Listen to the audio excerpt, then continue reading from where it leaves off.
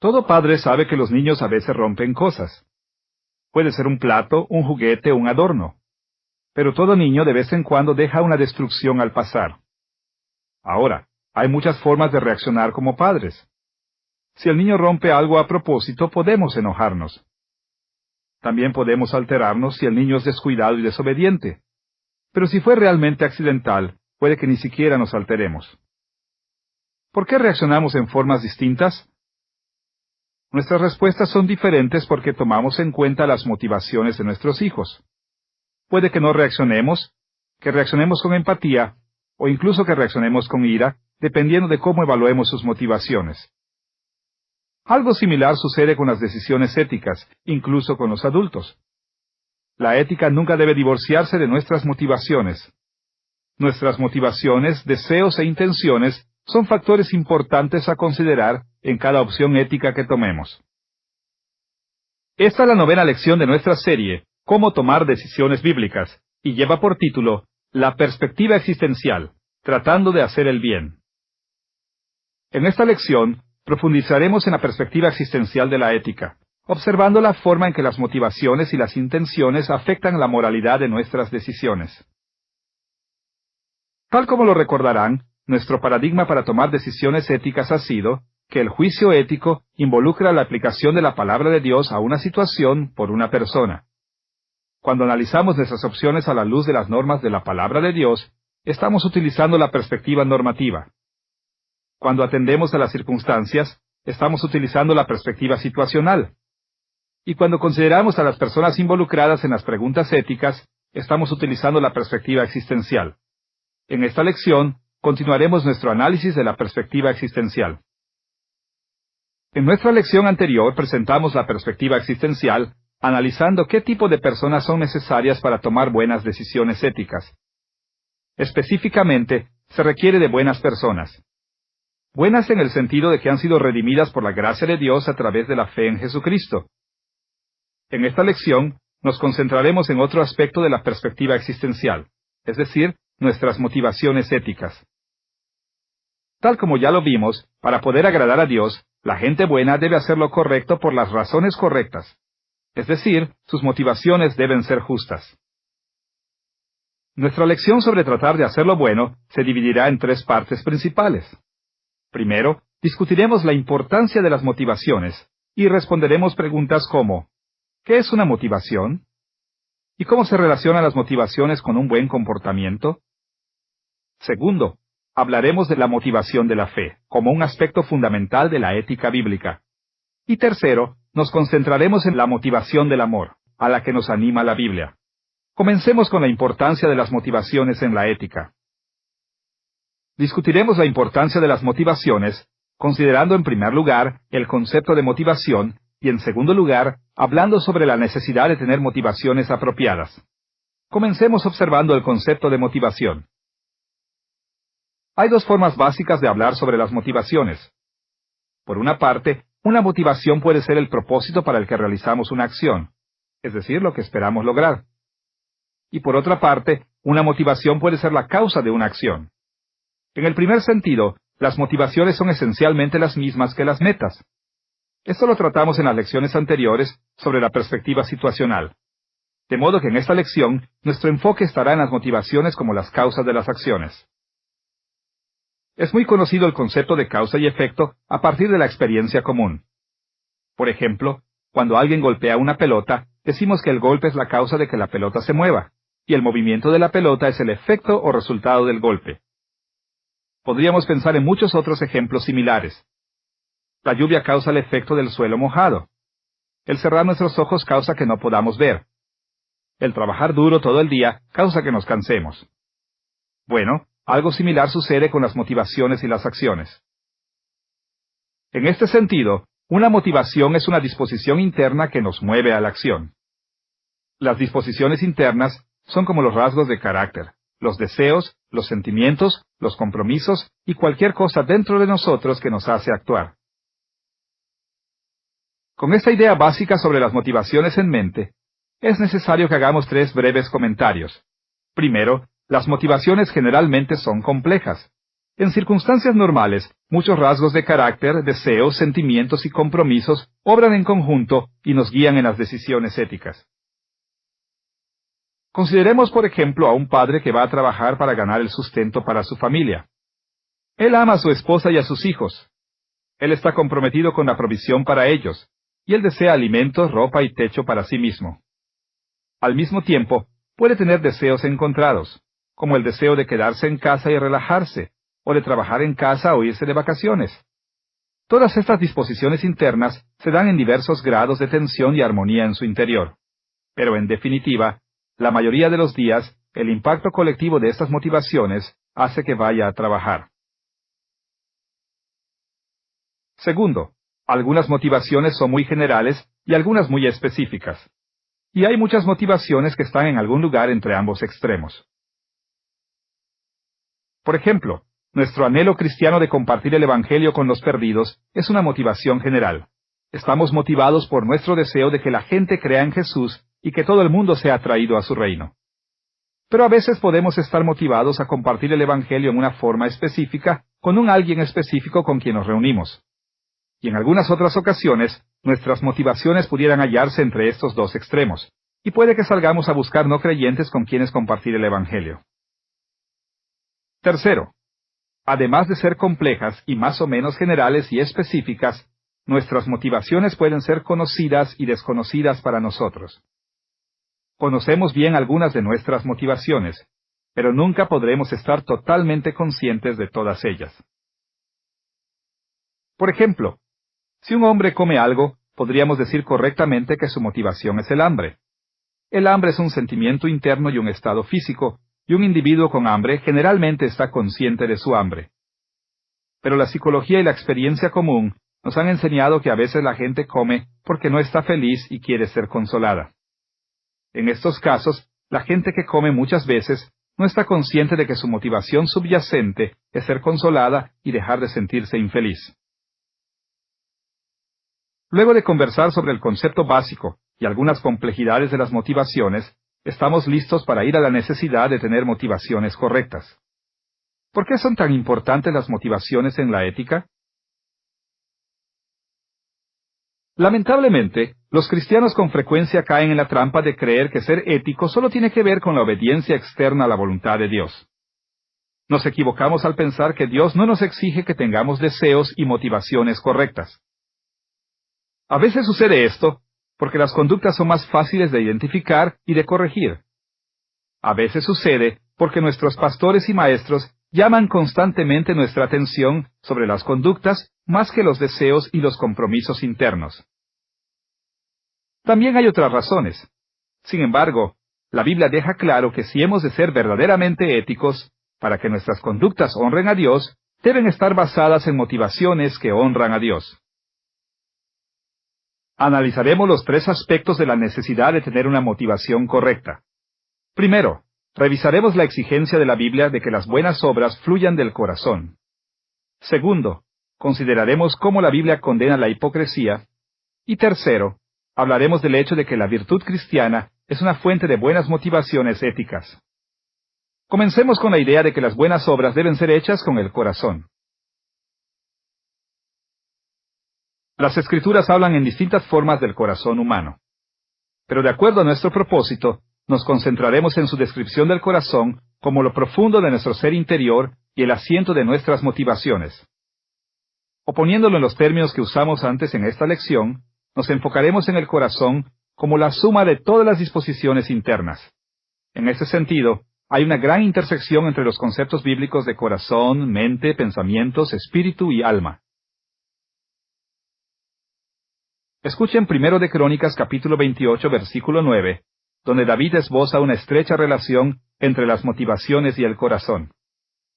Salomón, hijo mío, reconoce al Dios de tu Padre, y sírvele con corazón perfecto y con ánimo voluntario, porque Jehová escudriña los corazones de todos, y entiende todo intento de los pensamientos.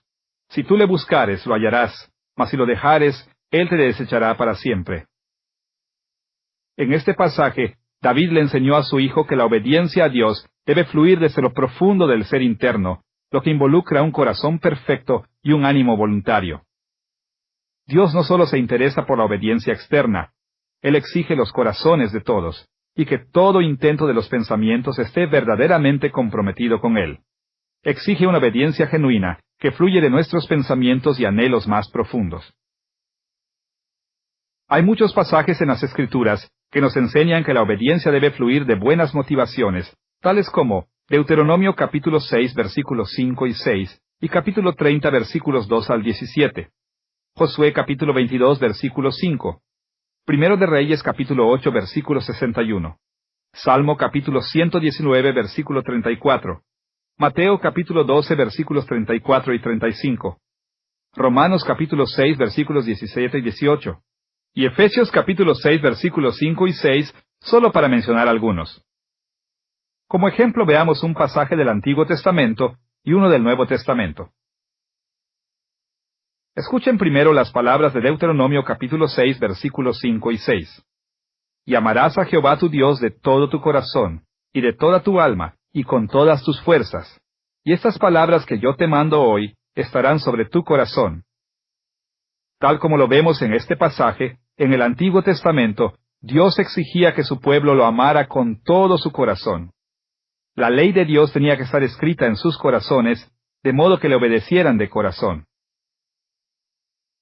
También es así en el Nuevo Testamento. Escuchen por ejemplo estas palabras de Romanos capítulo 6 versículos 17 y 18. Gracias a Dios, que aunque erais esclavos del pecado, habéis obedecido de corazón aquella forma de doctrina a la cual fuisteis entregados, y libertados del pecado, vinisteis a ser siervos de la justicia. La expresión griega traducida aquí como de corazón es ekkardias. En forma más literal, se podría traducir como desde el corazón hacia afuera. Tal como Pablo lo enseña aquí, Dios exige obediencia de corazón, obediencia que fluye del corazón. Luego de ver que las buenas motivaciones son necesarias porque las buenas obras deben ser hechas de corazón, tenemos que ir a una segunda razón de por qué tener buenas motivaciones cuando tomamos decisiones éticas. Es decir, la enseñanza de las Escrituras sobre la hipocresía. La hipocresía se presenta de muchas formas en las Escrituras, pero aquí estamos particularmente interesados en la hipocresía como la apariencia de moralidad. Cuando nuestro comportamiento exterior parece conformarse a la palabra de Dios, pero no así nuestras motivaciones, estamos actuando con hipocresía y nuestras acciones no agradan a Dios. Escuchen las enseñanzas de Jesús en Mateo capítulo 6 versículos 2 al 16. Cuando pues des limosna, no hagas tocar trompeta delante de ti, como hacen los hipócritas en las sinagogas y en las calles, para ser alabados por los hombres. Y cuando ores, no seas como los hipócritas, porque ellos aman el orar en pie en las sinagogas y en las esquinas de las calles, para ser vistos de los hombres. Cuando ayunéis, no seáis austeros como los hipócritas, porque ellos demudan sus rostros para mostrar a los hombres que ayunan. Dar al necesitado, orar y ayunar eran conductas buenas y justas en sí mismas. Pero en estos casos, Jesús las condenó como hipócritas porque estaban motivadas por el orgullo en vez del amor a Dios y al prójimo. Al condenar de este modo las malas motivaciones, las enseñanzas de la Biblia contra la hipocresía indican que la buena conducta siempre debe fluir de las buenas motivaciones. Ahora, tenemos que ser cuidadosos de no limitar la hipocresía solo a los no creyentes presumidos. Incluso los cristianos pueden tener motivaciones que no encajan con sus acciones externas. Quizá el ejemplo más claro de esto en las Escrituras es la forma en que ciertos cristianos judíos habían dejado de observar muchas prácticas judías tradicionales, sabiendo que la muerte y la resurrección de Cristo les exigía aplicar en nuevas formas los principios del Antiguo Testamento. Aún así, ellos mantuvieron algunas tradiciones obsoletas que les permitían ser más reconocidos que los gentiles de la Iglesia. Sorprendentemente, incluso el apóstol Pedro y el misionero Bernabé estaban entre estos cristianos hipócritas.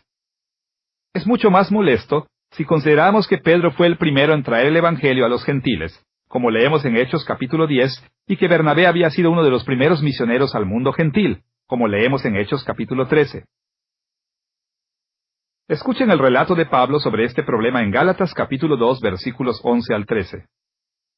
Pero cuando Pedro vino a Antioquía, le resistí cara a cara, porque era de condenar. Pues antes que viniesen algunos de parte de Jacobo, comía con los gentiles, Pero después que vinieron, se retraía y se apartaba porque tenía miedo de los de la circuncisión. Y en su simulación participaban también los otros judíos, de tal manera que aún Bernabé fue también arrastrado por la hipocresía de ellos. En respuesta a esta hipocresía, Pablo reprendió a Pedro en su cara, señalando que Pedro mismo vivía como un gentil y no como un judío. Pedro sabía que en Cristo los gentiles eran iguales a los judíos, pero por miedo a perder el respeto, él quiso actuar de una forma que sugería que los cristianos gentiles eran inferiores a los cristianos judíos.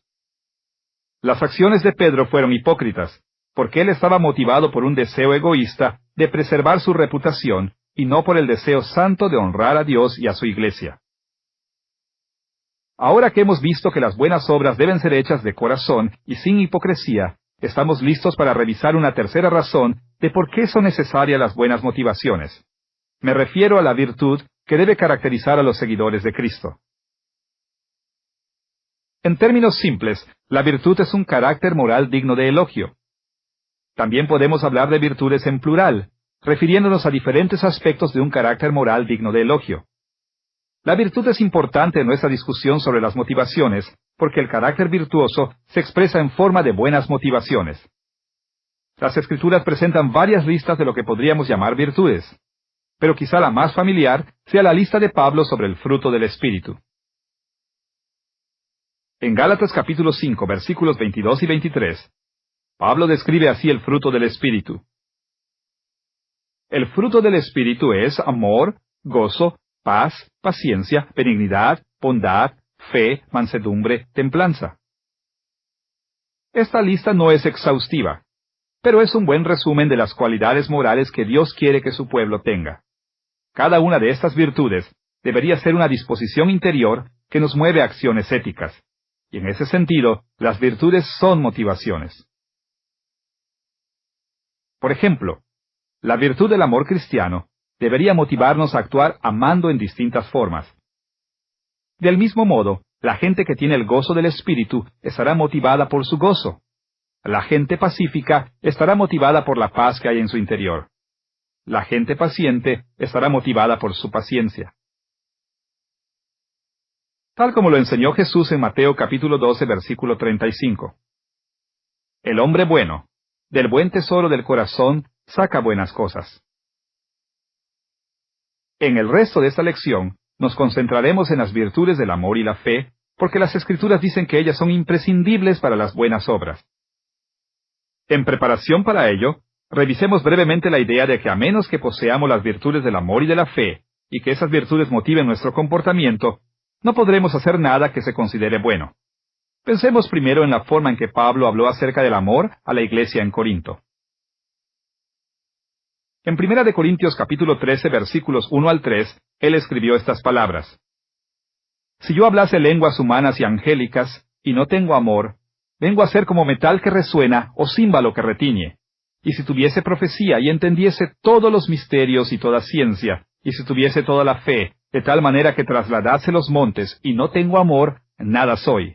Y si repartiese todos mis bienes para dar de comer a los pobres, y si entregase mi cuerpo para ser quemado, y no tengo amor, de nada me sirve. Este pasaje indica claramente que nuestras acciones deben fluir del amor de nuestros corazones.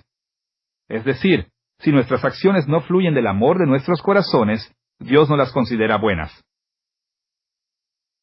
Del mismo modo, Hebreos capítulo 11, versículo 6, nos enseña que la virtud de la fe debe funcionar como una motivación. Escuchemos sus palabras. Pero sin fe es imposible agradar a Dios, porque es necesario que el que se acerca a Dios crea que le hay y que es galardonador de los que le buscan. Según este pasaje, la virtud de la fe debe movernos a actuar en forma fiel. Solo entonces Dios se agradará de nuestro comportamiento. Las Escrituras enfatizan la virtud cristiana porque las motivaciones son muy importantes en la vida ética. Y cada virtud enseñada en las Escrituras funciona como una motivación dentro de nosotros. De modo que cada vez que las Escrituras enfatizan la importancia de las virtudes cristianas, están enfatizando también la importancia de las motivaciones buenas y virtuosas.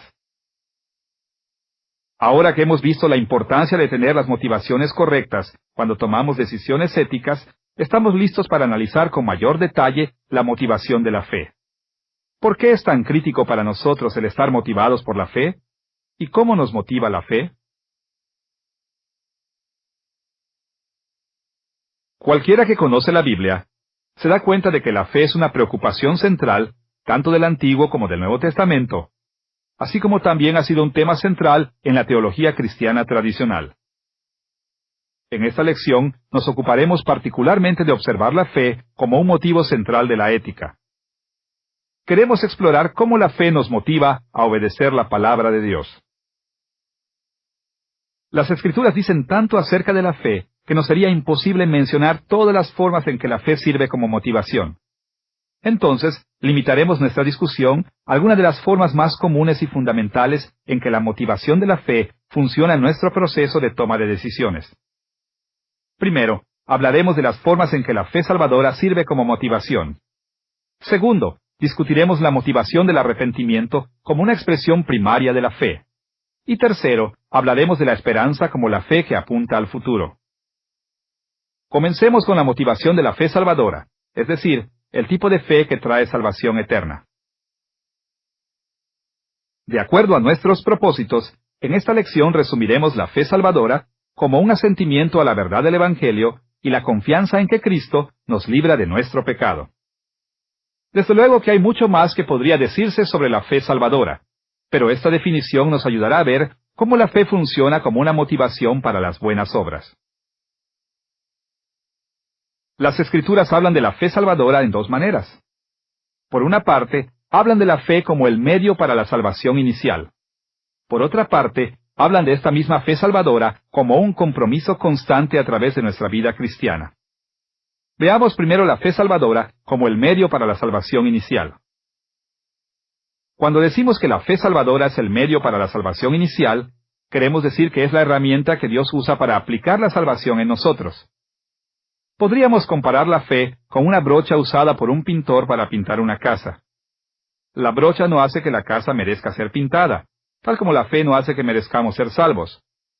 La brocha solo es la herramienta que el pintor usa para sacar pintura del recipiente y aplicarla a la pared de la casa. Del mismo modo, la fe es una herramienta que Dios usa para aplicar la salvación a individuos pecaminosos. No hay nada en nuestra fe que merezca o gane la salvación. Al contrario, la vida y la muerte de Cristo nos dan la salvación gratis a través de la fe.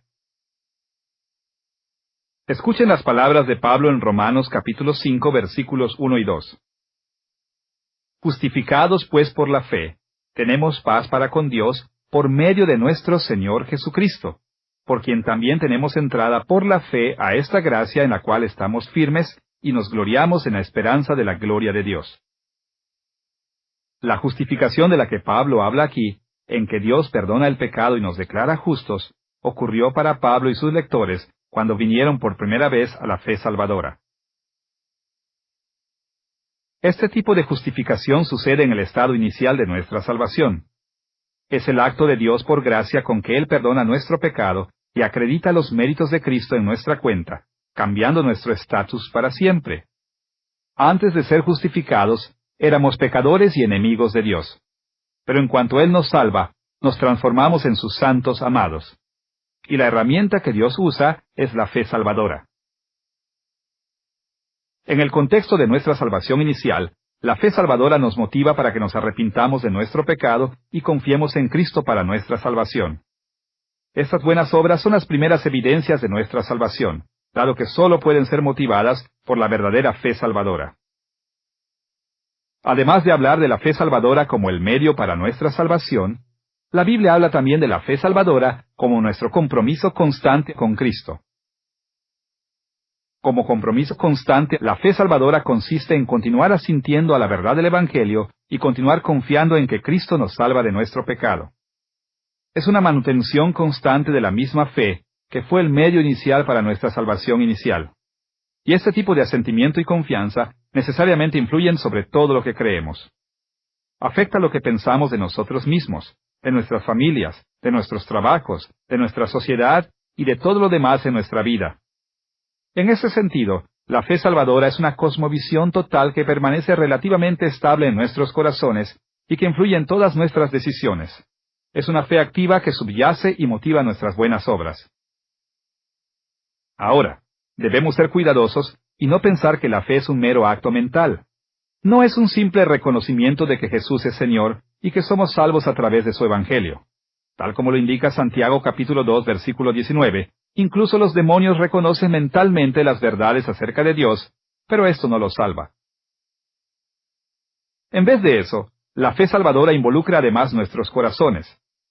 Es una disposición interna que nos hace pensar, hablar y actuar en una forma que agrada a Dios. De modo que la fe salvadora sí implica actos mentales. Pero cuando la fe es genuina, esos actos mentales fluyen de nuestros corazones. De este modo, la fe salvadora funciona como una motivación en la vida de cada creyente, capacitándolo e impulsándolo a hacer buenas obras. Escuchen, por ejemplo, la forma en que Génesis capítulo 15, versículo 6, habla de la fe de Abraham. Creyó a Jehová y le fue contado por justicia. Este versículo describe la fe de Abraham en el tiempo en que Dios por primera vez hizo un pacto con él, y tradicionalmente se usa para proveer la definición de la fe salvadora o justificadora. Para entender la razón, es útil saber que la palabra hebrea para creer viene de la misma raíz que el sustantivo hebreo para fe. También ayuda al recordar que ser justificado es ser declarado justo, de modo que este versículo enseña que Abraham fue salvo o justificado por medio de su fe. Por eso el apóstol Pablo apeló a Génesis capítulo 15, versículo 6, para probar la doctrina de la justificación por fe. Lo hizo en Romanos capítulo 4 y en Gálatas capítulo 3. En ambos casos expuso extensos argumentos basados en el ejemplo de Abraham, explicando que la salvación de Abraham por medio de la fe es el modelo para todo creyente en Cristo. Y siguiendo la dirección de Pablo, los teólogos protestantes a menudo han apelado a Abraham para probar que sólo la fe es un medio suficiente para la justificación. Este argumento es perfectamente verdadero y preciso, y podemos ir aún más lejos con él. El hecho es que Abraham tuvo una fe salvadora mucho antes de que Dios hiciera un pacto con él en Génesis capítulo 15. Según Hebreos capítulo 11, versículo 8, y Génesis capítulo 12, versículo 4, Abraham actuó en fe cuando dejó a Harán para viajar a la tierra prometida, mucho antes de que la justificación se registrara en Génesis capítulo 15. La ceremonia del pacto registrada en Génesis capítulo 15 ocurrió después de que Abraham llegó a la tierra prometida, muchos años después de que él vino por primera vez a la fe. Ciertamente la fe de Abraham en ese momento fue salvadora y justificadora, pero no fue una fe nueva. Era la misma fe que había caracterizado a Abraham a través de toda su vida como creyente. Entonces, cuando Pablo usó este suceso para proveer un modelo para nosotros, no solo se estaba refiriendo al hecho de que nuestra salvación inicial ocurre por medio de la fe. También estaba diciendo que todo creyente debe mantener su fe salvadora como un compromiso constante, tal como lo hizo Abraham. Tal como lo escribió Pablo en Gálatas capítulo 2, versículo 20. Lo que ahora vivo en la carne, lo vivo en la fe del Hijo de Dios, el cual me amó y se entregó a sí mismo por mí. Escuchen también Hebreos capítulo 10, versículos 38 y 39, en que el autor cita el Antiguo Testamento y lo relaciona con la iglesia primitiva. El justo vivirá por fe, y si retrocediere, no agradará a mi alma. Pero nosotros no somos de los que retroceden para perdición, sino de los que tienen fe para preservación del alma.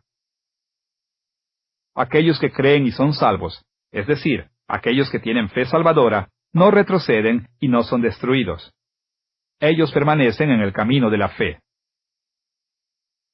La verdadera fe salvadora nos caracteriza a través de toda nuestra vida. De modo que si nuestra fe no permanece en nosotros, entonces nunca fue realmente una fe salvadora. Más aún, la verdadera fe salvadora nos motiva a hacer buenas obras.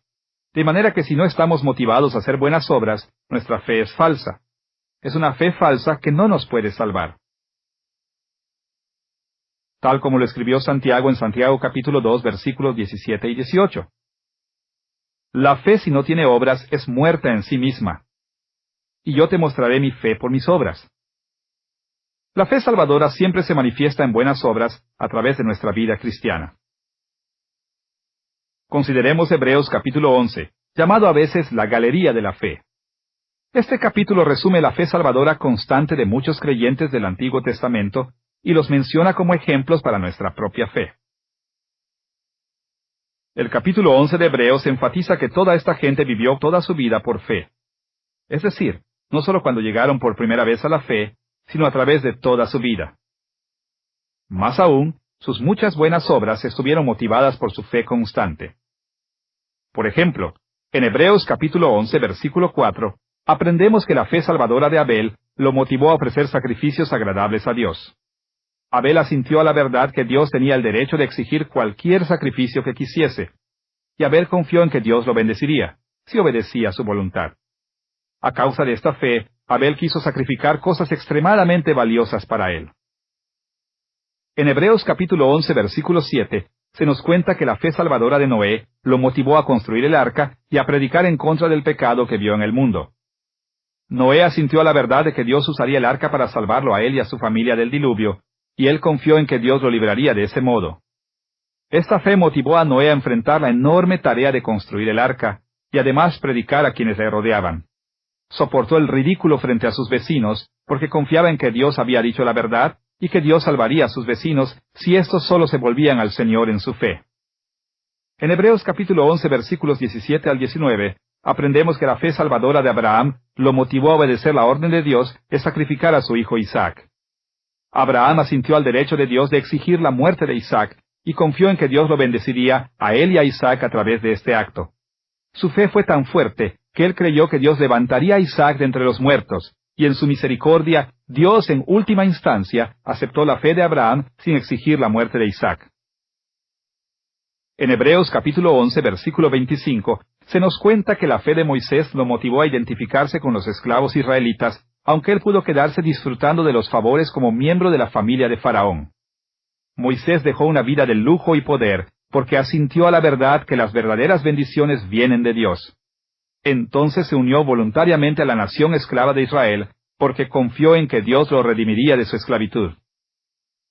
Más allá de esto, en los versículos 33 al 38, leemos que la fe de los santos del Antiguo Testamento los motivó a conquistar reinos, a administrar justicia, sobrevivir a amenazas a sus vidas, triunfar en la batalla, soportar la tortura, enfrentar con valentía la ejecución y soportar muchas otras clases de persecuciones y maltratos. Fueron capaces de perseverar y triunfar porque confiaron en la bondad de Dios para con ellos y confiaron en Él como su Salvador. Esta aceptación y confianza los fortaleció en desear y buscar el agradar a Dios por sobre todas las cosas en su vida. Lo mismo es cierto para nosotros hoy. Tenemos que permanecer firmes en nuestra fe durante nuestra vida. Debemos aceptar constantemente las verdades que Dios proclama en su palabra, y tenemos que confiar seriamente en sus bendiciones y su salvación. Tal como lo vimos en las lecciones anteriores, quienes carecen de la fe salvadora, es decir, los no creyentes del mundo, rechazan la verdad de Dios y se rehúsan a confiar en Él. Dado que están esclavizados por el pecado, niegan la bondad y la soberanía de Dios, desprecian la salvación que les ofrece y solo están motivados a pecar. Pero si realmente creemos que Dios es quien dice ser y confiamos en Él en todo sentido, entonces tenemos que reconocer que la felicidad y la plenitud solo provienen de Él. Tenemos que ver que la obediencia a su voluntad es el camino a estas bendiciones, y de este modo nuestra fe también nos podrá motivar a las buenas obras. Con esta comprensión de la fe salvadora en mente, estamos listos para analizar el arrepentimiento como una segunda forma en que la motivación de la fe funciona en la vida del cristiano. En la Biblia, el arrepentimiento es un sincero aspecto de la fe, mediante el cual rechazamos genuinamente y nos alejamos de nuestro pecado. Es más que admitir y creer que somos pecadores, y mucho más que sentirnos mal por nuestros pecados. Por supuesto que el arrepentimiento conlleva estas cosas. Pero a menos que realmente nos alejemos de nuestros pecados y nos volvamos a la bondad, no nos habremos arrepentido de verdad. En las Escrituras, el arrepentimiento y la fe a menudo son las dos caras de una misma moneda. La fe es volverse a Cristo y el arrepentimiento es alejarse del pecado. Ambos giros corresponden al mismo movimiento. La principal diferencia entre ambos es que a la fe se le describe desde la perspectiva de lo que estamos empezando a abrazar, y al arrepentimiento se le describe desde la perspectiva de lo que estamos dejando atrás. En este proceso, nuestros actos de arrepentimiento están motivados por nuestros sentimientos de arrepentimiento, es decir, nuestra penitencia y nuestra contrición. Y estos sentimientos son expresiones de la fe. Por fe aceptamos el arrepentimiento como una parte integral del Evangelio, y por fe confiamos en que Dios nos perdonará cuando nos arrepintamos. Consideren, por ejemplo, la conversión de Cornelio el gentil, registrada en Hechos capítulo 10. En ese hecho, Pedro fue enviado a predicar el Evangelio a Cornelio y a su familia. Y mientras aún estaba hablando, el Espíritu Santo cayó sobre la familia, probando que ellos habían venido a la fe salvadora. Más tarde, en Hechos capítulo 11, Pedro dio cuenta de este suceso a la iglesia en Jerusalén, y la respuesta de la iglesia equiparó fuertemente el arrepentimiento con la fe. Escuchen la respuesta de la iglesia en Hechos capítulo 11, versículo 18. Glorificaron a Dios diciendo, de manera que también a los gentiles ha dado Dios arrepentimiento para vida. La conversión de Cornelio estuvo motivada por sentimientos genuinos de arrepentimiento. De hecho, la conexión entre la fe salvadora y el arrepentimiento era tan fuerte que en la mente de la iglesia, la conversión podía resumirse con precisión en términos del arrepentimiento. Del mismo modo, Juan el Bautista equiparó la motivación del arrepentimiento con la motivación de la fe. Cuando los fariseos y los saduceos vinieron a él para ser bautizados, Juan les exhortó a hacer buenas obras, perseverando en el arrepentimiento. En Mateo capítulo 3, versículo 8, Juan los instruyó con estas palabras: Haced pues frutos dignos de arrepentimiento. El bautismo de Juan de arrepentimiento apuntaba a causar repercusiones a largo plazo. Era para hacer que la gente dejara sus pecados, y desde ese momento en adelante, el verdadero arrepentimiento motivara las buenas obras. El apóstol Pablo enseñó el mismo principio. Cuando estaba frente al rey Agripa, explicando por qué había sido arrestado, Pablo resumió el Evangelio en términos de arrepentimiento y de buenas obras. Escuchen sus palabras en Hechos capítulo 26, versículo 20. Anuncié que se arrepintiesen y se convirtiesen a Dios, haciendo obras dignas de arrepentimiento. Nuevamente, el arrepentimiento y el volverse a Dios son mencionados como los dos lados de la misma moneda. Cuando nuestros corazones están verdaderamente arrepentidos, nuestro arrepentimiento nos motiva a alejarnos de nuestro pecado y vivir como Dios lo aprueba. Hay muchos ejemplos memorables de arrepentimiento en las Escrituras. Lucas capítulo 19, versículo 8, registra el arrepentimiento de Zaqueo, el cobrador de impuestos. Cuando vino a la fe en Cristo, dejó de engañar a la gente, dio la mitad de sus bienes a los pobres y devolvió 4 veces lo que había robado a la gente. Él se alejó de su pecado de robar y se volvió a una vida constante de fe y buenas obras. Y Hechos capítulo 9 registra que cuando el apóstol Pablo se convirtió, se arrepintió de sus pecados en contra de la iglesia, y se transformó en un poderoso evangelista, arriesgando su vida para predicar el Evangelio, y buscar con humildad la comunión con quienes antes había perseguido. Él se alejó de su pecado de perseguir a la iglesia, y se volvió a una vida de servicio fiel a Cristo. Y en 2 de Samuel capítulo 12, leemos sobre el arrepentimiento de David después de ser confrontado por el profeta Natán. David había cometido adulterio con Betsabé, y había arreglado la muerte de su esposo Urías para tapar su pecado. Pero David se alejó de su pecado, confesándolo y demostrando gran contrición. Y se volvió a la fe, comenzando a vivir de acuerdo a la voluntad de Dios, especialmente alabando a Dios por el perdón que recibió y enseñando a otros a arrepentirse también.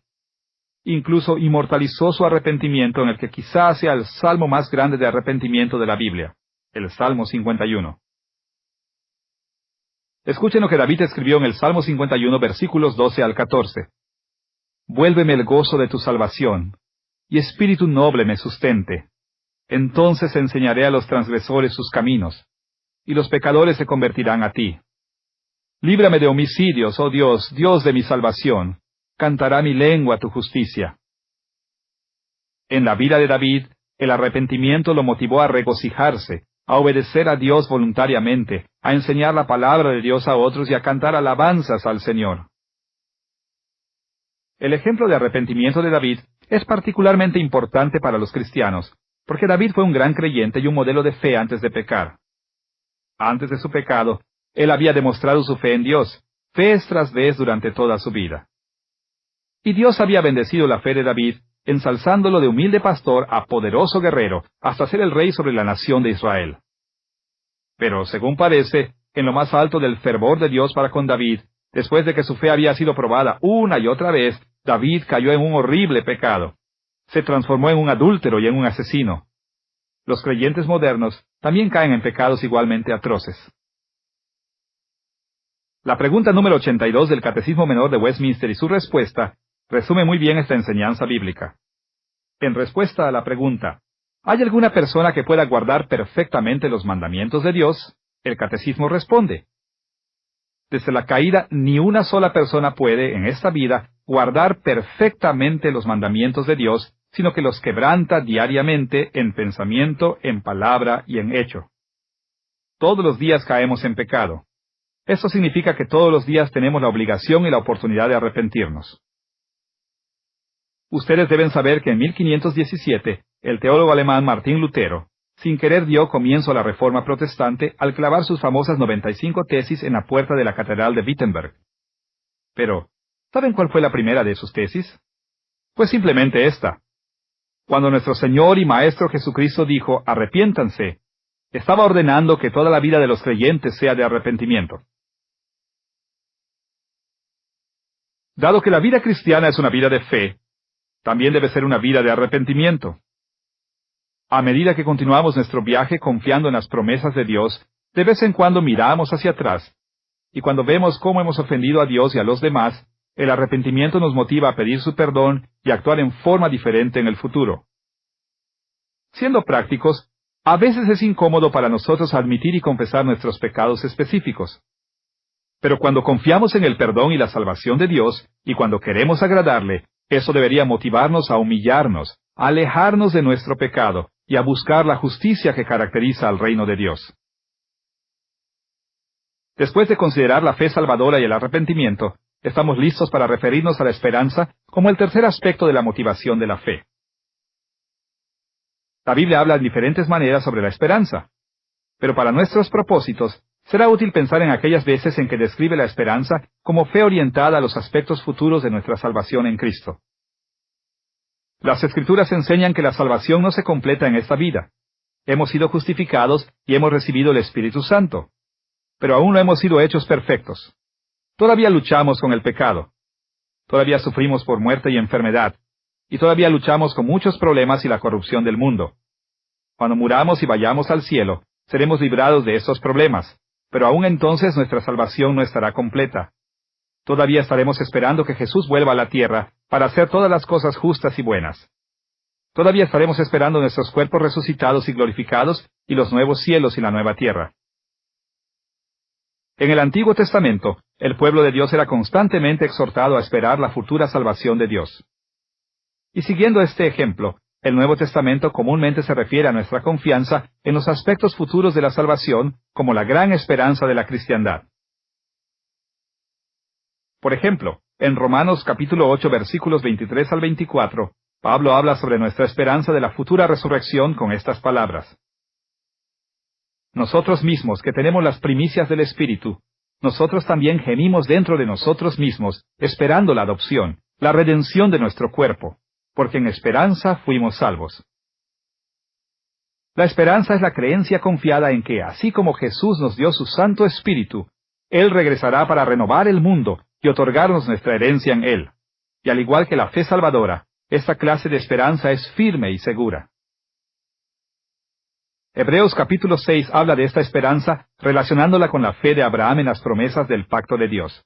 Y dice que nuestra salvación futura está basada en las promesas hechas a Abraham. Escuchen Hebreos capítulo 6 versículos 17 al 19. Queriendo Dios mostrar más abundantemente a los herederos de la promesa la inmutabilidad de su consejo, interpuso juramento, para que tengamos un fortísimo consuelo los que hemos acudido para asirnos de la esperanza puesta delante de nosotros, la cual tenemos como segura y firme ancla del alma. Nuestra esperanza no es un deseo iluso o tentativo, es firme y segura, porque Dios ha jurado completar nuestra salvación. Esta clase de esperanza motiva las buenas obras de diversas maneras. Según 1 de Tesalonicenses capítulo 5, versículos 6 al 10, el yelmo de la esperanza motiva a estar atentos y motiva al dominio propio. Y al comparar estos versículos con otros que hablan acerca de la armadura de Dios, está claro que una de las formas en que el yelmo de la esperanza nos ayuda a controlarnos es protegiéndonos de los ataques demoníacos y de las tentaciones. De modo que la esperanza nos sirve como una motivación para las buenas obras, al darnos una razón para resistir el pecado. A medida que aguardamos las bendiciones que nos esperan, sabemos que seremos muchísimo más bendecidos si obedecemos al Señor que si pecamos. También sabemos que los placeres temporales del pecado no son comparables con las bendiciones eternas que Dios nos tiene reservadas. En Colosenses capítulo 1, versículo 5, aprendemos también que la esperanza en nuestra futura salvación nos motiva a amar con mayor fuerza y tener una fe más sólida. Y desde luego que el amor y la fe no solo son buenas obras, sino también motivaciones para las buenas obras. Así entonces, al motivar a la fe y al amor, la esperanza es la fuente de inmensurables buenas obras. Del mismo modo, 1 de Tesalonicenses capítulo 1, versículo 3, enseña que la esperanza incrementa nuestra constancia y nos ayuda a permanecer firmes en nuestra fe y a realizar obras que agradan a Dios. Pero quizá la síntesis más clara sobre la esperanza como motivación la hallamos en 1 de Pedro capítulo 1, versículos 13 al 15. Escuchen lo que Pedro escribió ahí. Ceñid los lomos de vuestro entendimiento. Esperad por completo en la gracia que se os traerá cuando Jesucristo sea manifestado. Como hijos obedientes, no os conforméis a los deseos que antes teníais, estando en vuestra ignorancia, sino como aquel que os llamó es santo, sed también vosotros santos en toda vuestra manera de vivir. La esperanza nos prepara para obedecer y para ser santos en todos los aspectos de nuestra vida. Nos prepara para resistir en la adversidad, tal como Jesús lo hizo. Tal como leímos en Hebreos capítulo 12, versículos 2 y 3. Puesto los ojos en Jesús, el autor y consumador de la fe, el cual por el gozo puesto delante de él, sufrió la cruz, menospreciando el oprobio, y se sentó a la diestra del trono de Dios. Considerad a aquel que sufrió tal contradicción de pecadores contra sí mismo, para que vuestro ánimo no se canse hasta desmayar. Muchos de nosotros hemos experimentado perder la esperanza en un punto o en el otro. Quizás sentimos que Dios nos abandonó, o no estábamos seguros de que nuestra fe era genuina. Pero cualquiera que fuere la causa, la desesperanza a menudo causa que nos sintamos desvalidos, sintiendo que no podemos hacer nada y que no podemos cambiar nada. Nos priva de un propósito y de un sentido para la vida, y puede hacer que hasta el trabajo más simple parezca demasiado difícil de realizar. Cuando los cristianos perdemos la esperanza, a menudo cejamos en el intento de resistir el pecado. Perdemos nuestro propósito de resistir en las luchas que enfrentamos en la vida. Incluso podemos desesperanzarnos de la vida misma. Pero cuando nuestra esperanza es fuerte, podemos motivarnos para resistir los desafíos más grandes de la vida, sobrepasar todos los obstáculos, porque tenemos nuestros ojos puestos en Dios, quien promete preservarnos. Ahora que ya hemos visto la importancia de las motivaciones, y hemos analizado la motivación de la fe, estamos listos para referirnos a nuestro tercer tema principal, la motivación del amor. El amor es uno de los conceptos más reconocidos pero menos comprendidos en la fe cristiana. Podemos ver que el amor es central en las enseñanzas de la Biblia. Se nos exhorta a amar al Señor, amarnos unos a otros e incluso amar a nuestros enemigos. Al mismo tiempo, la mayoría de la gente tiene muy poca idea de cómo obedecer los mandamientos del amor. ¿Recuerdan cómo resumió Jesús las enseñanzas del Antiguo Testamento? Dijo que el más grande mandamiento de la ley es Deuteronomio capítulo 6, versículo 5, que dice que debemos amar a Dios.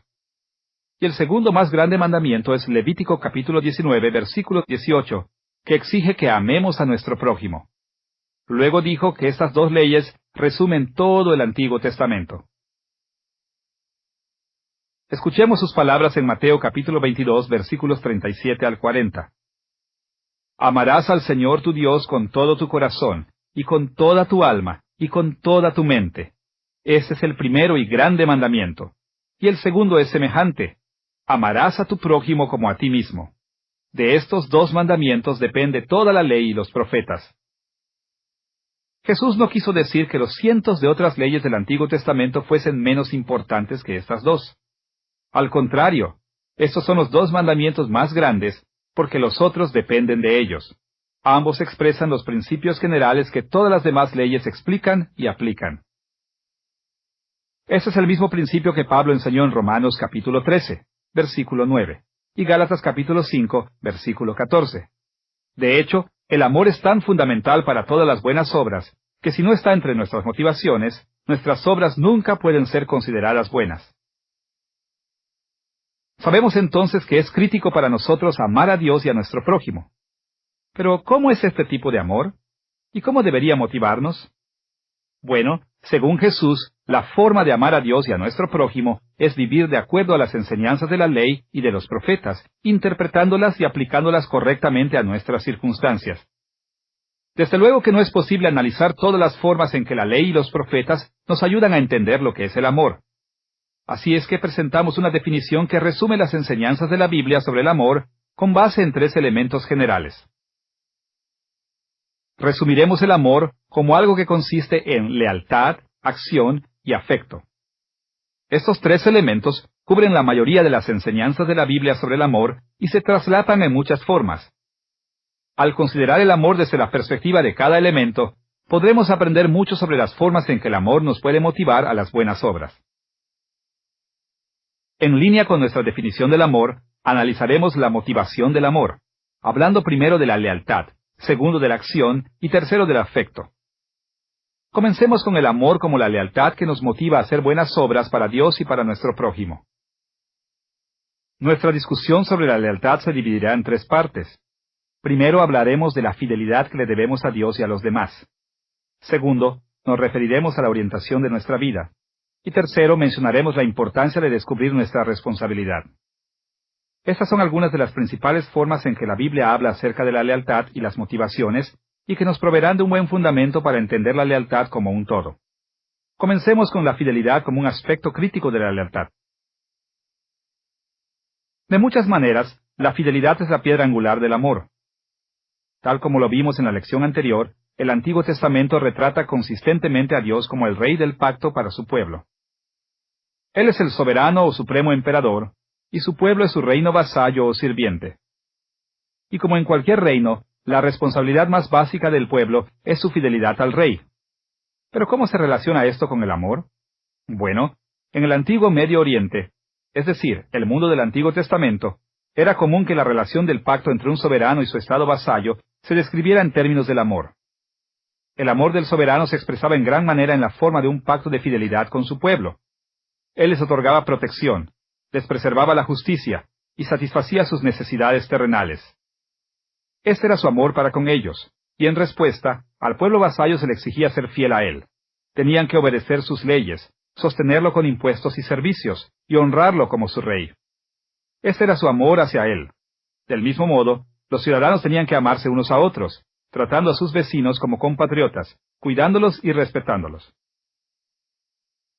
A la par con este concepto del amor, los reinos de pacto del antiguo Medio Oriente usaban muchas metáforas para describir la relación entre el soberano y sus vasallos. Con frecuencia, el soberano era descrito como un padre, mientras que los vasallos eran descritos como sus hijos, tal como en Isaías capítulo 64, versículo 8. También vemos que esta relación es descrita con base en un esposo y su esposa, tal como en Jeremías capítulo 31, versículo 32. Al pensar en su relación con el rey en estos términos, la gente podía comprender sus sentimientos por él y sus obligaciones para con él. Y dado que todos los ciudadanos eran parte de una misma familia, habían de verse y tratarse unos a otros como hermanos y hermanas. El pensar en estas relaciones políticas con base en la familia ayudaba a la gente a ver que esta fidelidad y lealtad de amor tenían que ser sinceras. Tenía que ser una disposición interna favorable la que motivaba al pueblo a honrar, respetar y obedecer al rey, y tratar a sus vecinos con preocupación y compasión genuinas. Un buen pasaje para observar esta idea en acción es Deuteronomio capítulo 6, en que Moisés usó el concepto del amor para explicar la fidelidad y la obediencia que los israelitas tenían que rendir a Dios. A pesar de que sería útil citar todo el capítulo, el tiempo solo nos permitirá resaltar algunas de sus afirmaciones. Escuchen estas palabras de Deuteronomio capítulo 6, versículos 1 y 5. Estos pues son los mandamientos, estatutos y decretos que Jehová vuestro Dios mandó que os enseñase, para que los pongáis por obra. Amarás a Jehová tu Dios de todo tu corazón, y de toda tu alma, y con todas tus fuerzas. En este capítulo el amor a Dios se resume en términos de la obediencia a los mandamientos, decretos y leyes de Dios. Y este resumen es seguido entonces por varias formas específicas en que Israel tenía que demostrar su amor por Dios. Por ejemplo, Deuteronomio capítulo 6, versículos 13 al 17, resalta la fidelidad y la obediencia. Escuchemos lo que Moisés escribió ahí. A Jehová tu Dios temerás, y a él solo servirás, y por su nombre jurarás. No andaréis en pos de dioses ajenos, de los dioses de los pueblos que están en vuestros contornos, porque el Dios celoso, Jehová tu Dios, en medio de ti está, para que no se inflame el furor de Jehová tu Dios contra ti, y te destruya de sobre la tierra. Guardad cuidadosamente los mandamientos de Jehová vuestro Dios, y sus testimonios y sus estatutos que te ha mandado. Ahora, si el amor por Dios por nosotros solo fuera como el amor de un padre común y corriente por sus hijos, nunca esperaríamos escuchar sobre su decisión de destruirnos si fallamos en seguirle. Pero el hecho es que el amor paternal de Dios es el amor de un rey por su pueblo. La metáfora de la paternidad es útil porque resalta las formas en que Dios nos protege, provee para nosotros y cuida de nosotros. Pero la paternidad sigue siendo solo una metáfora. Detrás de esta metáfora está el hecho de que Dios es nuestro rey. Él realmente gobierna sobre nosotros. Él realmente es soberano, y nosotros estamos sometidos bajo un pacto con Él. Por lo tanto, la forma más básica e importante en que podemos demostrar nuestro amor por Él es a través de nuestra seria fidelidad para con Él y su pacto. El Nuevo Testamento confirma de muchas formas esta idea. Por ejemplo, Jesús es nuestro Señor y Rey, y nosotros tenemos que rendirle amor a través de una obediencia fiel y a través de nuestra fidelidad para con su Iglesia. No podemos alejarnos de Él o rechazarlo. No podemos priorizar otras lealtades por sobre nuestra lealtad a Él. No podemos rechazar las obligaciones que Él pone sobre nosotros. Y no podemos maltratar o abandonar al pueblo que Él ama. Mostrar tal infidelidad sería odiarlo e invocar su juicio. Pero si permanecemos firmes en nuestro amor por Él, nos recompensará en su reino. Consideren Apocalipsis capítulo 1 versículos 4 al 6, donde Juan presenta su libro de este modo. Gracia y paz a vosotros, de Jesucristo, el soberano de los reyes de la tierra, al que nos amó y nos lavó de nuestros pecados con su sangre, y nos hizo reyes y sacerdotes para Dios su Padre. A Él sea gloria e imperio por los siglos de los siglos. Amén. Y tal como lo afirmó Jesús en Juan capítulo 14 versículo 15. Si me amáis, guardad mis mandamientos. En la relación de pacto de Dios con nosotros, la fidelidad es una virtud positiva que nos motiva a servir a nuestro Rey y Señor y a honrar y cuidar de quienes viven bajo su gobierno. Y por el contrario, es también una exigencia negativa que prohíbe en nuestra vida alianzas rivales con otros dioses e ídolos. Luego de entender y teniendo en mente lo que es la fidelidad, estamos listos para hablar de la forma en que nuestro amor por Dios nos exige adoptar una nueva orientación de vida. La lealtad que le debemos a Dios afecta a cada área de nuestra vida.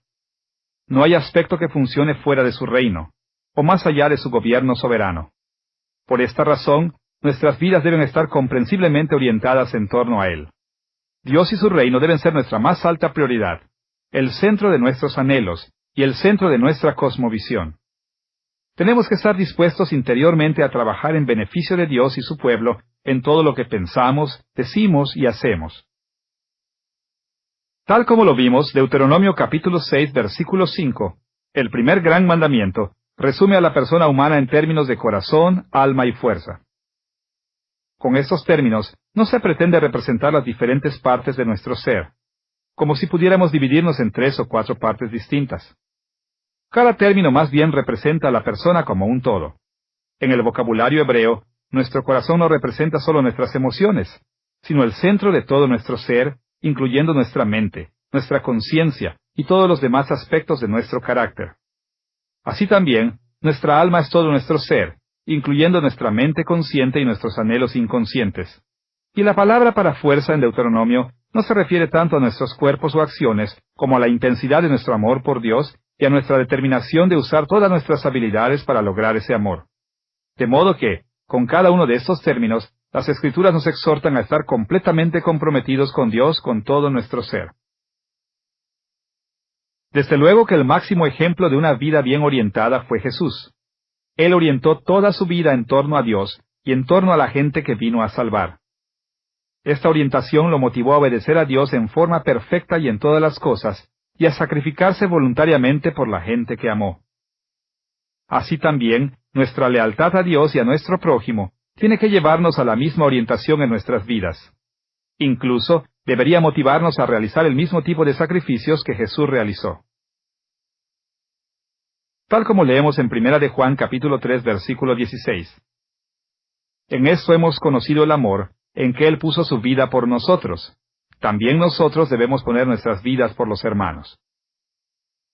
Cuando ponemos a Dios como el centro de nuestras vidas, esto afecta nuestras decisiones, desde nuestra manera de pensar, a la forma en que tratamos a la gente, hasta la persona que elegimos para casarnos.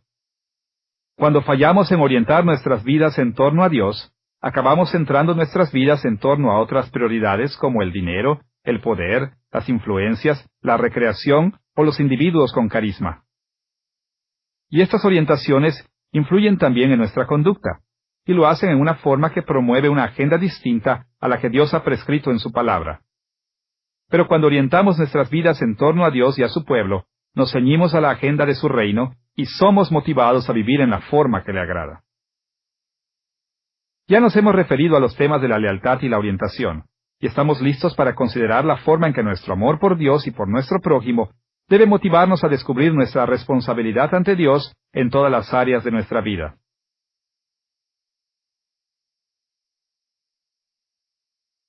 El amor es una orientación de obediencia y servicio a Dios, de modo que debería disponernos a guardar todos los mandamientos de Dios. Pero ¿cómo podemos hacer esto exactamente? ¿Solo hay que contar todos los estatutos y exigencias de la ley y luego hacer lo que enumeran en forma explícita? ¿O tenemos que servir al Señor en formas que van más allá que los ejemplos mencionados específicamente en las Escrituras? Bueno, la respuesta es que nuestra lealtad de amor hacia Dios debe motivarnos a encontrar nuevas formas de ser responsables para con Él. Para explicar lo que queremos decir, echemos una mirada a los 10 mandamientos enumerados en Éxodo capítulo 20, versículos 3 al 17. Los 10 mandamientos son: no tendrás dioses ajenos delante de mí. No te harás ídolos.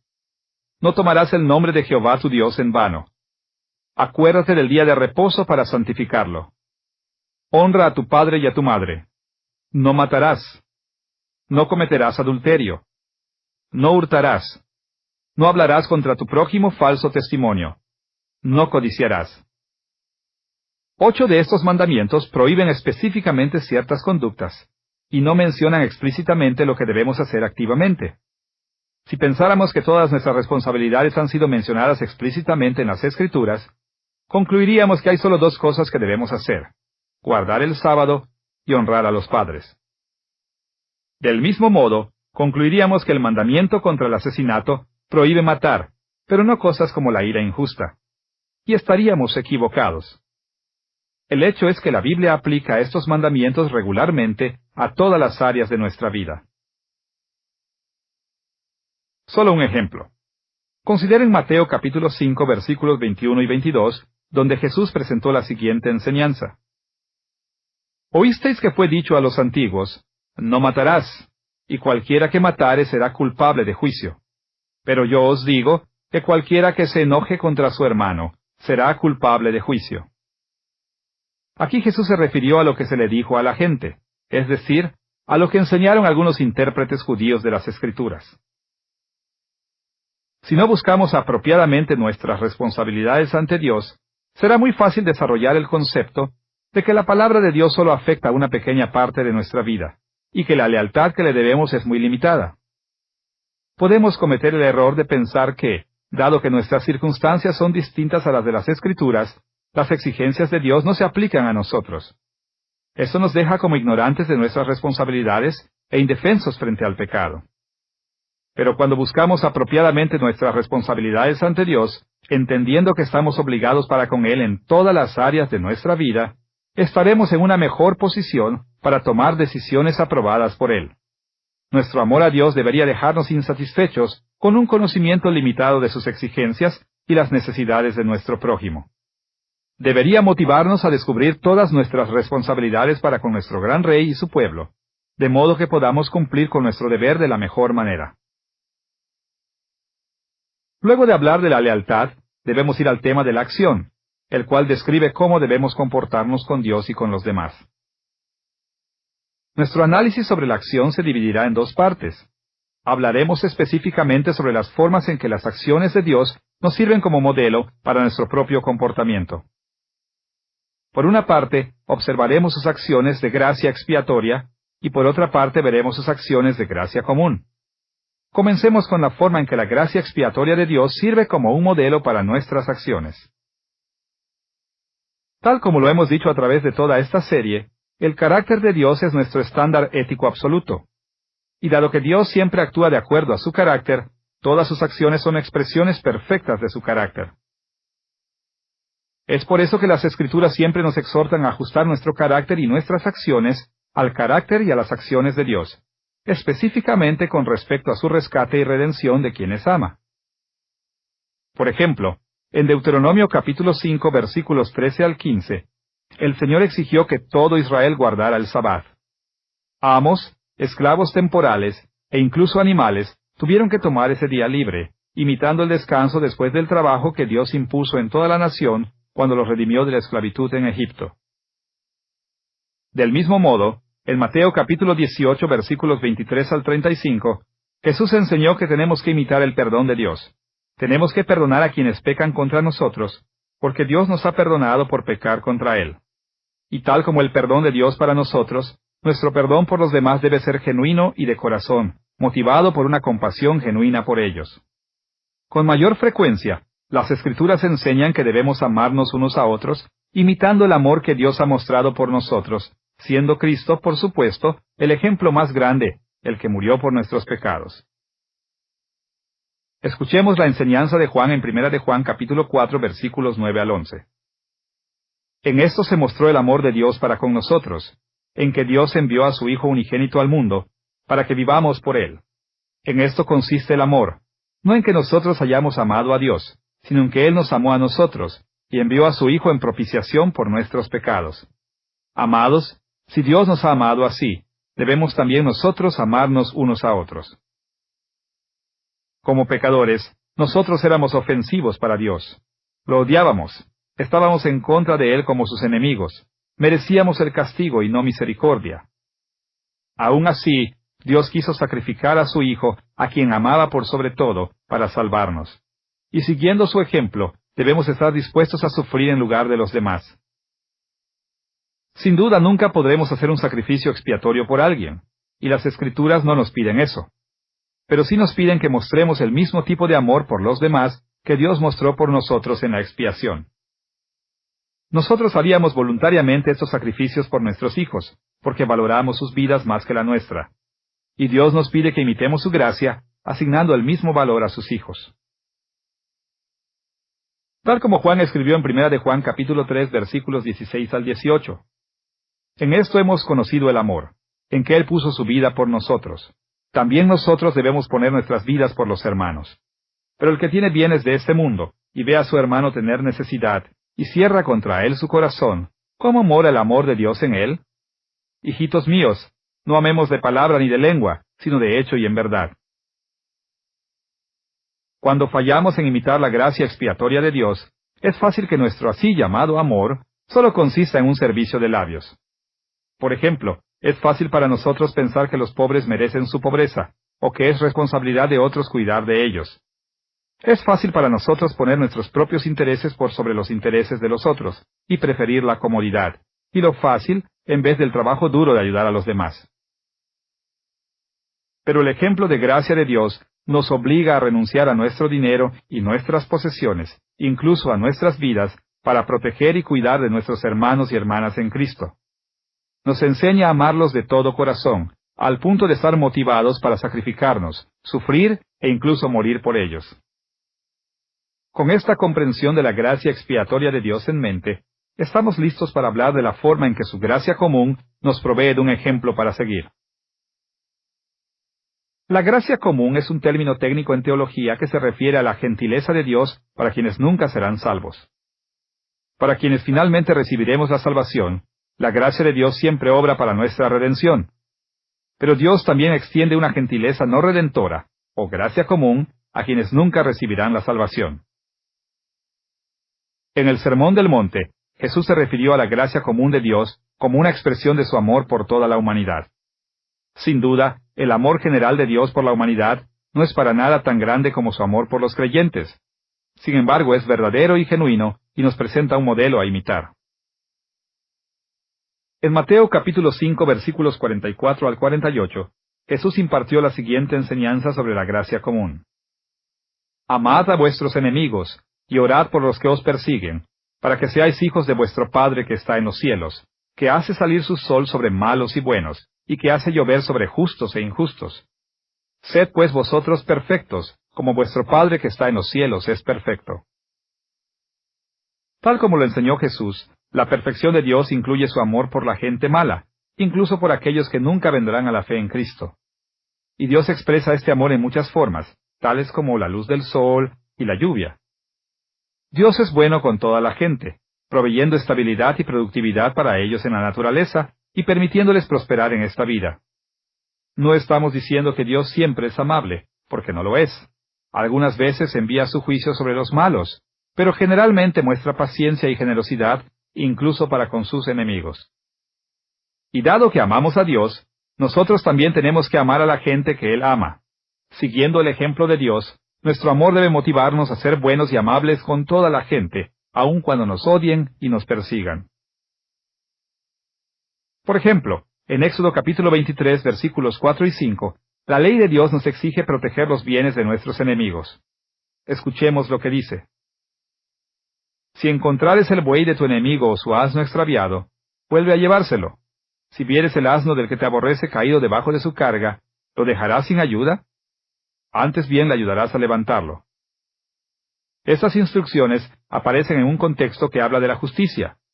La idea es que tenemos que preservar la justicia para todas las personas, incluso si nos odian. Pero Jesús no solo nos enseñó a preservar la justicia para nuestros enemigos, Él nos enseñó a amarlos. Debemos preservar la justicia para ellos, porque de verdad queremos que reciban los beneficios y la protección de la justicia, y porque amamos al Dios que es el estándar de justicia. Es fácil no tener este tipo de amor por nuestros enemigos.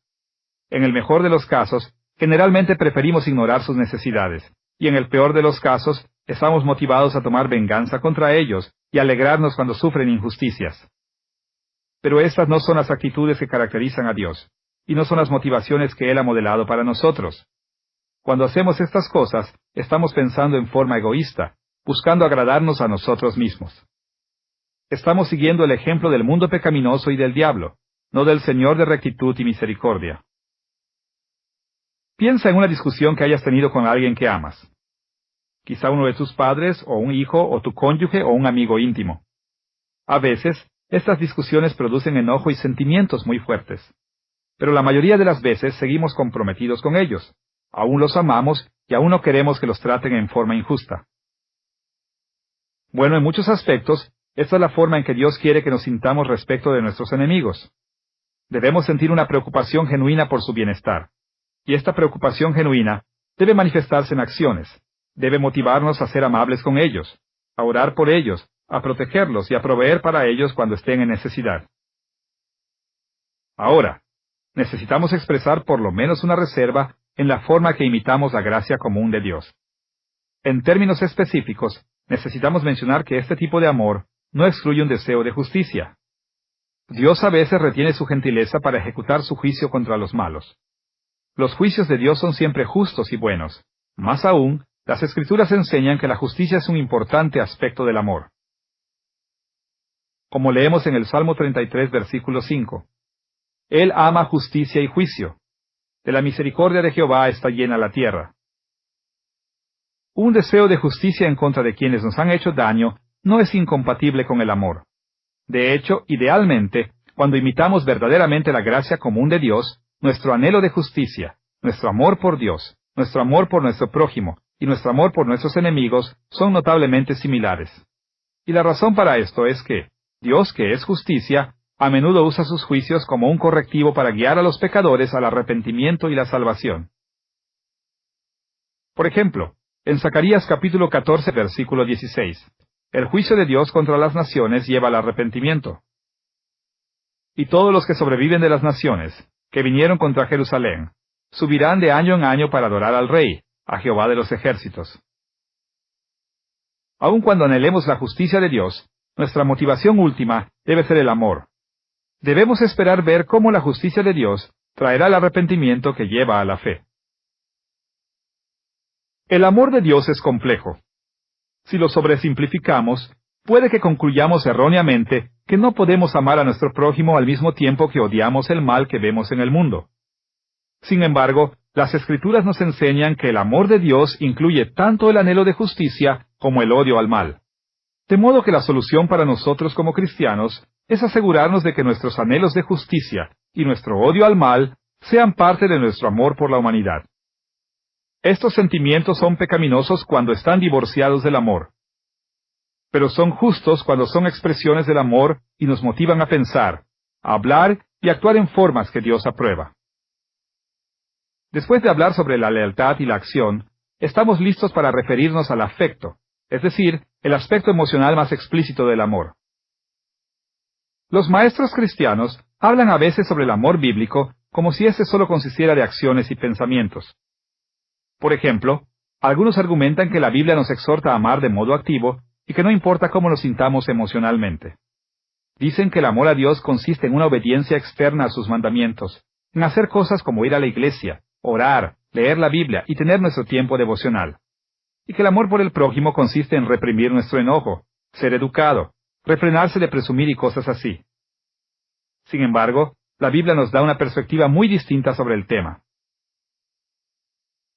Recuerden las palabras de 1 Corintios capítulo 13 versículos 1 al 3. Si yo hablase lenguas humanas y angélicas, y no tengo amor, vengo a ser como metal que resuena, o címbalo que retiñe. Y si tuviese profecía y entendiese todos los misterios y toda ciencia, y si tuviese toda la fe de tal manera que trasladase los montes, y no tengo amor, nada soy. Y si repartiese todos mis bienes para dar de comer a los pobres, y si entregase mi cuerpo para ser quemado, y no tengo amor, de nada me sirve. Las buenas obras que Pablo describió aquí son moralmente buenas cuando están motivadas por un afecto del corazón. Pero cuando no es así, no valen nada. Sin amor, el don espiritual de las lenguas se transforma en un címbalo que retiñe. El que tiene profecía, conocimiento y fe no es nada, y el que entrega todas sus posesiones, e incluso su vida, no gana nada. El amor es una dimensión emocional fundamental de cada acción que realizamos. Sin él, nada de lo que hagamos se considera bueno. Consideren también Mateo capítulo 15 versículos 7 al 9, donde Jesús hizo esta ácida crítica. Hipócritas, bien profetizó de vosotros Isaías cuando dijo, este pueblo de labios me honra, mas su corazón está lejos de mí, pues en vano me honran.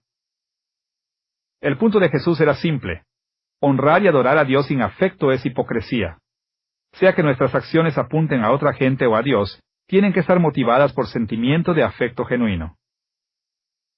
Hay muchos y diferentes afectos y emociones que podríamos considerar como aspectos del amor que motiva las buenas obras, pero el tiempo solo nos permitirá mencionar dos. Primero hablaremos de la gratitud a Dios y segundo, consideraremos el temor de Dios. Comencemos con la forma en que la gratitud nos motiva a agradar al Señor y a cuidar de nuestro prójimo. En las Escrituras, la gratitud debe ser nuestra respuesta normal a la gracia y benevolencia de Dios, y nos debe motivar a obedecerle. Por ejemplo, los 10 mandamientos son presentados como una afirmación sobre la benevolencia de Dios. Se supone que esta benevolencia debe producir nuestra gratitud, de modo que vamos a querer guardar los mandamientos que siguen.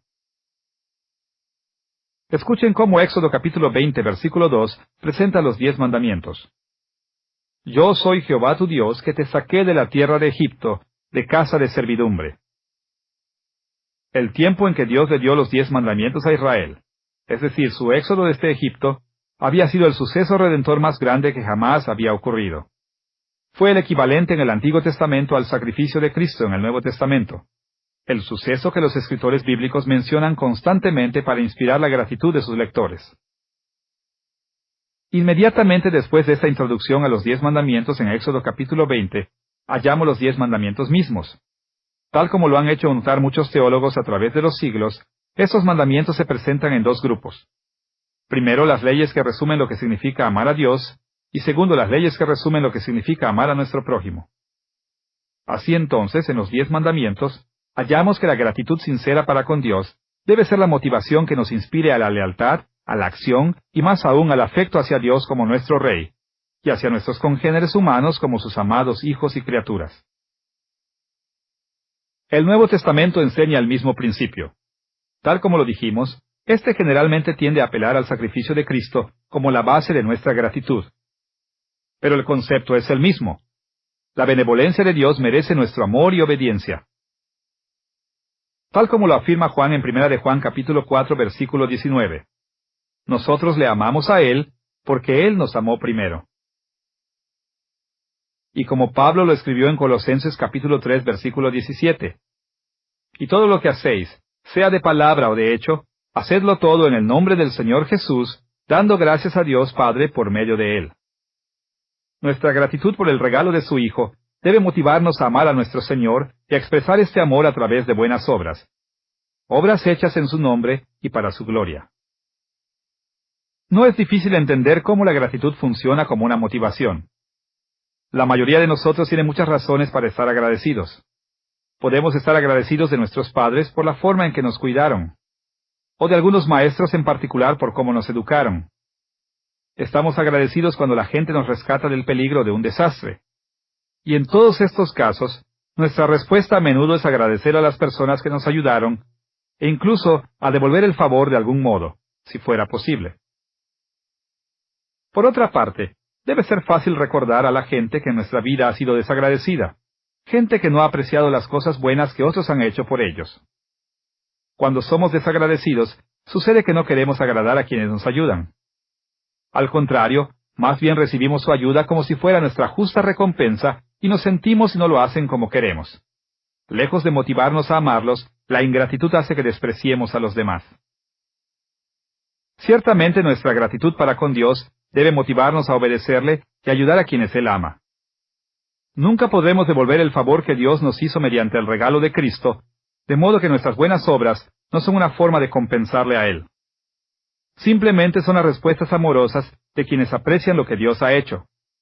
Aquellos que están sinceramente agradecidos por lo que Dios ha hecho, nunca podrán expresar esa gratitud inclinándose frente a falsos dioses o tomando su nombre en vano o haciendo alguna otra cosa que le desagrade.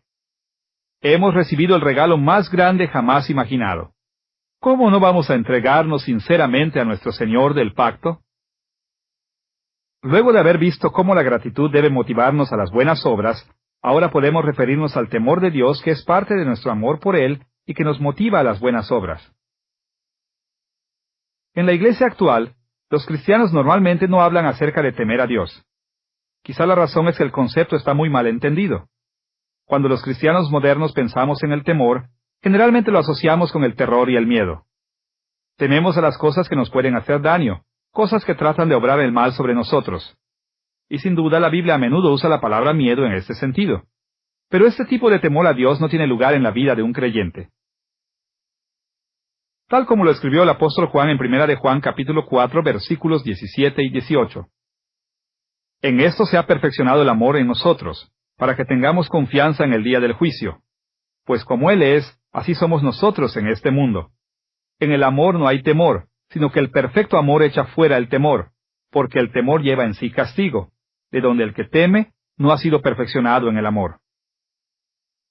El amor está perfeccionado en los cristianos, y este amor perfecto echa fuera el temor, porque Dios nunca nos hará daño. Por lo tanto, este no es el tipo de temor al que las Escrituras se refieren cuando hablan del temor de Dios en forma positiva. Moisés describió el tipo de temor que tenemos en mente en Deuteronomio capítulo 10 versículos 12 y 13. Escuchen lo que escribió ahí. Ahora pues Israel, ¿Qué pide Jehová tu Dios de ti, sino que temas a Jehová tu Dios, que andes en todos sus caminos, y que lo ames, y sirvas a Jehová tu Dios con todo tu corazón y con toda tu alma, que guardes los mandamientos de Jehová y sus estatutos que yo te prescribo hoy, para que tengas prosperidad? Aun cuando hay diferencias sutiles entre las obligaciones enumeradas aquí por Moisés, todas son esencialmente lo mismo. Temer, andar, amar, servir, guardar, todas se refieren a rendir una obediencia sincera, leal y activa a Dios y a sus mandamientos. En honor a la sencillez, podemos definir el temor de Dios como asombro, reverencia y honor a Dios que produce adoración, amor y alabanza a Dios. En cierta medida, este tipo de temor caracteriza a todo verdadero creyente en Cristo. Por ejemplo, en Isaías capítulo 33, versículos 5 y 6, leemos esta exhortación. Jehová llenó a Sión de juicio y de justicia, y reinarán en tus tiempos la sabiduría y la ciencia y abundancia de salvación. El temor de Jehová será su tesoro. Nótese que lejos de ser una expresión de terror, el temor reverencial está asociado con la confianza en Dios como nuestro seguro fundamento y nuestra salvación. En Isaías capítulo 11, versículos 2 y 3, hallamos que este temor caracteriza también al Mesías. Escuchen las palabras del profeta. Reposará sobre él el espíritu de Jehová, espíritu de sabiduría y de inteligencia, espíritu de consejo y de poder, espíritu de conocimiento y de temor de Jehová. Y le hará entender diligente en el temor de Jehová. El temor reverencial no es una respuesta cobarde o miedosa a Dios. Por el contrario, es una delicia. Más aún, tal como leemos en Hechos capítulo 9, versículo 31, el mismo temor era característico de la iglesia primitiva. Escuchen su relato. Entonces las iglesias tenían paz, y eran edificadas andando en el temor del Señor, y se acrecentaban fortalecidas por el Espíritu Santo. Una vez más, el temor está asociado con sentimientos como paz, edificación y fortalecimiento, y no con terror o alarma. El temor reverencial de Dios es el sentido de vivir constantemente en su presencia. Es la comprensión de quién y qué es Dios, y de lo que exige de nosotros. Y como tal, es tanto un aspecto del amor como una motivación a realizar buenas obras. Es un aspecto del amor porque es una respuesta reafirmante y apreciativa de la grandeza y la bondad de Dios. Es un fuerte sentimiento de afecto y admiración por su carácter, y nos motiva a hacer buenas obras a causa de nuestro anhelo de honrar y glorificar al que nos ama.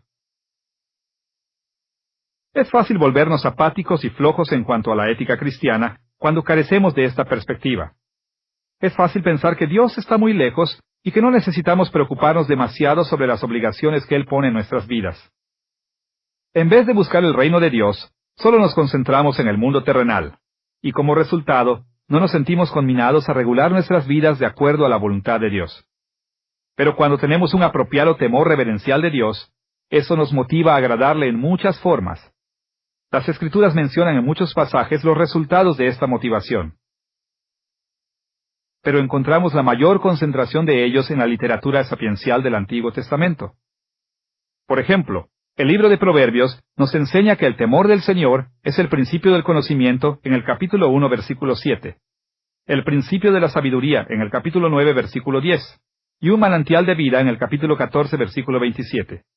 Agrega largura de días, como dice el capítulo 10, versículo 27. Nos ayuda a evitar el mal, como señala el capítulo 16, versículo 6. Y trae riquezas, honra y vida, como afirma el capítulo 22, versículo 4. Todos estos y muchos otros resultados fluyen del temor del Señor. Escuchen cómo Eclesiastés capítulo 12, versículo 13, resume la verdadera ética y la verdadera sabiduría. Teme a Dios y guarda sus mandamientos, porque esto es el todo del hombre. El temor de Dios debe motivarnos y nos motiva a pensar, hablar y actuar en formas que agradan a nuestro Dios y Rey. Debería motivarnos a guardar sus mandamientos y hacer el bien a las criaturas que Él ama. Así entonces, vemos que el amor funciona como una motivación para distintos tipos de buenas obras. En la lealtad, nos motiva a cumplir nuestro deber para con Dios y nuestro prójimo. En la acción, nos motiva a hacer lo que glorifica a Dios y beneficia a nuestro prójimo. Y en el afecto, nos motiva a agradar a nuestro amado Señor, sirviéndole y cuidando de nuestro prójimo. En esta lección de Tratando de hacer el bien, hemos centrado nuestra discusión sobre la perspectiva existencial en el concepto de las motivaciones. Comenzamos observando la importancia de las motivaciones y el rol que juegan las motivaciones en el proceso de tomar decisiones bíblicas. Luego, nos enfocamos en dos motivaciones muy importantes que son parte de toda buena decisión. La motivación de la fe, tanto al comienzo de nuestra salvación como en el caminar de nuestra vida cristiana. Y la motivación del amor, que incluye la lealtad, la acción y el afecto. Cada día los cristianos enfrentamos muchísimas decisiones éticas. En muchos casos, es muy difícil determinar nuestro deber, identificar los hechos y, mucho más aún, reconocer lo que hay en nuestro interior como personas. Aún así, si queremos que nuestras decisiones sean bíblicas, tendremos que hacer el esfuerzo de analizar nuestras intenciones. Tendremos que asegurarnos de que todo lo que hagamos esté realmente motivado por nuestra fe en Dios y por nuestro amor a Dios y a nuestro prójimo. Si mantenemos nuestras intenciones claramente a la vista, estaremos mejor preparados para tomar decisiones que honren y glorifiquen a nuestro Dios.